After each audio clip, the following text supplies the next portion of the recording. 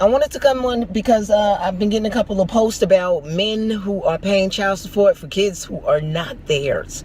And so let's talk about how that can happen, right? Because nobody wants to pay for a kid that's not theirs, but it is possible, and it does happen probably more often than you think, that a man is charged with paying child support for a child that isn't his. How does this happen? There's a couple of different scenarios, but first let me just go over the scenarios in which it really doesn't have anything to do with the participation of the man. Okay?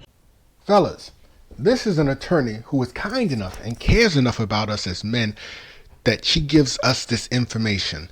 Thank God for her. I really want to say I really appreciate what she's doing here and giving gentlemen information about what can happen to you with regard to being financially on the hook when dealing with someone who has children from another man. She goes on to explain different scenarios and how this can happen, but I didn't want to go into that. The point is, if you avoid women with children, then it's not an issue. You cannot fall out of a bed if you sleep on the floor, and you cannot get into trouble regarding these women and their children if you don't deal with them from jump. Simple.